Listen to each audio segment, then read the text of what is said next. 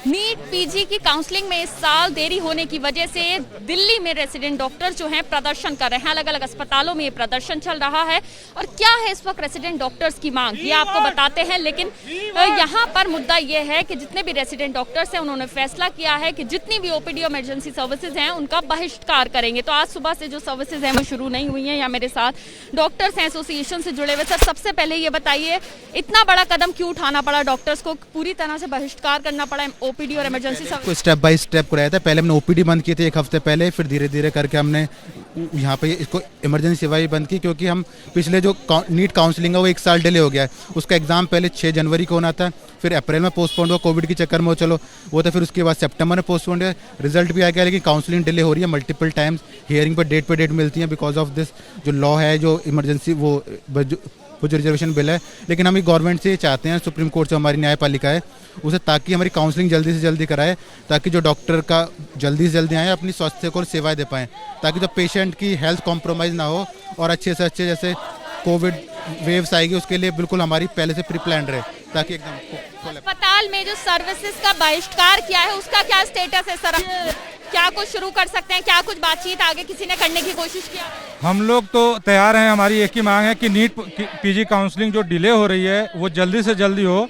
अगर ये मामला सुप्रीम कोर्ट में है जैसा कि बता रहे हैं, जो कि डेट 6 जनवरी को पड़ी है, तो हम यही चाहते हैं कि फास्ट ट्रैक कोर्ट का गठन किया जाए गवर्नमेंट की तरफ से और उसका डेली बेसिस पे सुनवाई हो, ताकि जो हमारा स्ट्रेंथ हो रखा है जो ऑलमोस्ट 50% से भी कम है, क्योंकि 3rd year already pass out हो चुके हैं, फर्स्ट ईयर अब सेकेंड ईयर में जा चुका, तो फर्स्ट ईयर और 3rd ईयर बैच पूरी तरीके से सारा वर्डन सेकेंड ईयर के ऊपर आ चुका है, जिससे इनका एकेडमिक सीजन भी इफेक्टेड हो रहा है। तो हमारे गवर्नमेंट से यही मांग है कि नीट पीजी काउंसलिंग बहुत जल्द से जल्द होनी चाहिए। अदरवाइज ये अब सुनने में आ रहा है ओमिक्रॉन भी हमारे यहाँ आ चुका है, तो सारा जो सिस्टम होता है सब रेजिडेंस के ऊपर होता है। अगर वही नहीं रहेंगे तो हम लोग वर्क कैसे करेंगे? ऐसे तो फिजिकली और मेंटली दोनों तरह से हम लोग एकदम ओवरवर्क्ड हो चुके हैं। रेसिडेंट डॉक्टर्स पर इस वक्त कितना प्रेशर? देखिए, रेजिडेंट डॉक्टर्स अभी अपनी 2/3 स्ट्रेंथ में काम कर रहे हैं। एक बैच इस साल से नहीं आया है, तो ऑब्वियसली अभी कोविड का नया वेरिएंट भी आ गया ओमाइक्रॉन, जिसकी वजह से रेजिडेंट डॉक्टर को कोविड में भी पोस्ट किया जाता है। तो हमारी स्ट्रेंथ घट के हाफ हो गई है जो हम बाकी नॉर्मल ओपीडी में रखते हैं। तो इसमें रेजिडेंट डॉक्टर काफ़ी बर्नआउट हो चुके हैं, क्योंकि उनको फर्स्ट ईयर का भी काम करना पड़ रहा है, सेकेंड ईयर का भी काम करना पड़ रहा है, तो इसलिए काफ़ी परेशानी में रेजिडेंट डॉक्टर। यहाँ आप देखिए कि प्रोटेस्ट चल रहा है, यहाँ पर हाथों में प्ले कार्ड्स हैं और लगातार जो डॉक्टर्स अपनी मांग है सामने रख रहे हैं। यहाँ लोगों से बात करते हैं, क्या कुछ कहेंगे आप? डॉक्टर्स को यहाँ तक आना पड़ा कि प्रोटेस्ट करने पर मजबूर हो गए, सर्विसेज का बहिष्कार करना पड़ा, क्या कहेंगे? आप ये बताइए, हम बहिष्कार ना करें तो हमारे पास ऑप्शन क्या है? कोई हमें सुनने को राजी नहीं है। लास्ट 1 साल से हम अकेले बैच काम कर रहे हैं 36-48 आवर्स। अगर हम अब नहीं बोलेंगे तो कब बोलेंगे? हमें प्रॉपर नींद नहीं मिलती है, हमें खाना खाने के लिए टाइम नहीं मिलता है, हमारे पे इमरजेंसी पोस्ट इमरजेंसीज, और यहाँ पे सरकार इतना नहीं देख सकते कि लास्ट 1 साल हो गया है और वो एक काउंसलिंग नहीं कर पा रहे। क्या इतनी इनइफेक्टिव है हमारी गवर्नमेंट? क्या इतना इनइफेक्टिव है हमारा कोर्ट? अपनी ड्यूटी छोड़कर यहाँ प्रोटेस्ट कर रहे हैं, क्या कुछ कहेंगे? कितनी मजबूरी? प्रोटेस्ट करना पड़ रहा है, हमें भी अच्छा नहीं लग रहा है, लेकिन सरकार ने इतना मजबूर कर दिया है। पिछले 1 हफ्ते से हम ये बात बताने की कोशिश कर रहे हैं कि प्लीज काउंसलिंग जल्द से जल्द कराइए। आप हमें काउंसलिंग और एडमिशन प्रोसीजर की आप डेट दे दीजिए, हम अपने काम पे वापस चल जाएंगे। लेकिन सरकार की तरफ से कोई आश्वासन, कोई विनती नहीं आई है। एडमिनिस्ट्रेशन की तरफ से क्या कुछ सपोर्ट? अभी तक तो कुछ नहीं हो रहा है।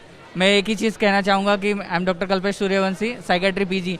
हम लोग जब यहाँ पे फिजिकल स्ट्रेंथ तो सभी को हो रहा है, डॉक्टरों को, medicine PG, surgery PG 60 hours 80 hours duty करते रहते हैं। उनमें से काफ़ी डॉक्टर्स हमारे पास आने लग गए हैं अभी कि मेंटल स्ट्रेस हो रहा है। फिजिकल स्ट्रेस तो सब सहन कर लेते हैं, लेकिन मेंटल स्ट्रेस कोई सहन नहीं कर पा रहा है आजकल। जब मेंटल ब्रेकडाउन हो जाएगा तब क्या करेंगे लोग? और इसके बाद में हमारी ड्यूटीज़ भी बढ़ रही है। जब साइकेट्रिस्ट का मेंटल ब्रेकडाउन हो जाएगा तो हम किसके पास जाएंगे फिर? डॉक्टर्स खुद इस वक्त बहुत ज़्यादा कह सकते हैं मेंटल तनाव में है, बहुत परेशान है। क्या कुछ कहेंगे आप? कितना मजबूर हो गए कि भाई प्रोटेस्ट करना पड़ गया इस वक्त? डॉक्टर कोई वही नहीं है, हमने कोई ऐसा नहीं है कि अचानक से किया। जनवरी से सरकार को पता था, उन्होंने डेट पोस्टपोन किया, मार्च किया, उसके बाद चुनाव भी किया, आगे भी किया, जुलाई में किया, रिजल्ट निकाला, रिजल्ट पोस्टपोन किया। फिर ये तो ऐसा नहीं था कि अचानक से कोई नया चीज निकल के आ गया। सारा का सारा चीज जो था, ये जो भी रिजर्वेशन पॉलिसीज और बाकी सब चीजों का जिसका ये हमें रोकने के लिए दे रहे हैं, ये प्रोस्पेक्टस में ऑलरेडी रिटर्न था, नया कुछ नहीं था।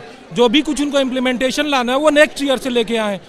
ये जो मतलब इसमें जो क्या करना है हमें कि जो भी ये ESWS और इनका जो चीज़ें लाना है ये नेक्स्ट ईयर से लेके आए। हमें तो हमारा इमरजेंसी बंद करने का और इनका कोई प्लान नहीं है। इमरजेंसी सर्विसेज बंद हो गई हैं, OPD सर्विस का बहिष्कार आप लोगों ने कर दिया है, कितना असर अस्पताल पे पड़ेगा? लगता है उसके बाद कुछ असर होगा? ये बात बस दुर्भाग्यवत बात यही है कि अगर हमें बात कोई पहुंचानी है, कोई डॉक्टर्स जिसको नोबल प्रोफेशन माना जाता है हर जगह पर, उनको अगर अपनी ही बात अपनी ही सरकार तक पहुंचानी है तो उनको इमरजेंसी सर्विसेज बंद करनी पड़ती है। हमने बहुत दिनों से ट्राई कर रहे हैं कि गवर्नमेंट तक हम बात पहुंचा सकें। OPD बंद करने से नहीं हुआ, वार्ड बंद करने से कुछ नहीं हुआ, इमरजेंसी सर्विसेज बंद की हैं, तो शायद ये सरकार जागेगी और हमारी बात सुनेगी। कितना प्रेशर इस वक्त आप? देखिए, ऑलमोस्ट हमें तकरीबन 1.5 साल हो चुका है, 1.5 से पौने 2 साल हो चुका है कि हम 66% स्ट्रेंथ पे काम कर रहे हैं। न्यू एडमिशन्स नहीं आए हैं, जो रेसिडेंट डॉक्टर्स हैं उनकी कमी है, और जो हमारी स्ट्राइक है उसकी अल्टीमेट जो बेनिफिशियरी हैं दैट इज़ दी पेशेंट्स। हम पेशेंट्स के लिए ही लड़ रहे हैं।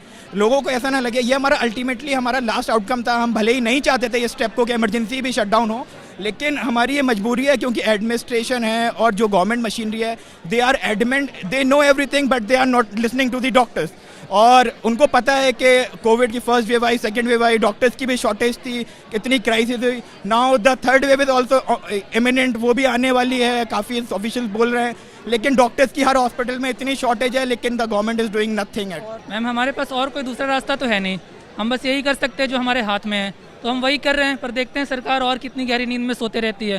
सरकार को भी देखना चाहिए, इससे अल्टीमेटली मरीज ही सफ़र कर रहे हैं और इससे हमसे ज़्यादा दुख शायद सरकार को भी नहीं हो रहा। अगर उनको दुख पहुंचता इससे तो वो हमारी बात बहुत पहले ही सुन लेती। कोरोना में कितना नुकसान हुआ है ये तो सबने देखे हैं। वी द फर्स्ट ईयर्स, हम लास्ट ईयर जून में ज्वाइन किए थे, मतलब हम लोग first wave second wave already कर चुके हैं। अभी अगर जूनियर्स नहीं आता है और लॉकडाउन लग जाता है तो थर्ड वेव भी आने वाले हैं और हम तो already we are already overburden and over stretch. अभी अगर और भी करना पड़ेगा और भी कोविड ड्यूटीज़ करने पड़ेंगे तो हम लोग कितना दे पाएंगे, मरीज़ को कितना सुविधा होगी उसमें से। हम अगर 30-35 घंटे के बाद अगर मरीज़ को कुछ करना पड़ेगा, हमें इतने एट अ स्ट्रेच हमारे ड्यूटीज़ होते हैं, उसके बाद अगर करना पड़ेगा, मरीज़ को अगर कोई नुकसान पहुँचे तो कौन लेगी जिम्मेदारी इसकी। तो आप देखिए यहाँ पर लगातार रेसिडेंट डॉक्टर्स प्रोटेस्ट कर रहे हैं और ये भी बता रहे हैं कि किस तरह से जो मानसिक तनाव है वो इस वक्त डॉक्टर झेल रहे हैं और लगातार जो PG काउंसलिंग है उसकी मांग यहाँ डॉक्टर्स करते हुए दिख रहे हैं। ये तस्वीरें हैं दिल्ली के RML अस्पताल की, लेकिन ऐसी ही प्रदर्शन की तस्वीरें दिल्ली के अलग अलग अस्पतालों में से आ रही है क्योंकि दिल्ली के अलग अलग अस्पतालों में इसी तरह से जो इमरजेंसी और OPD सर्विसेज का बहिष्कार करके वहाँ पर प्रदर्शन चल रहा है। कैमरा पर्सन अजीत चाकू के साथ मध्य ABP न्यूज़ दिल्ली।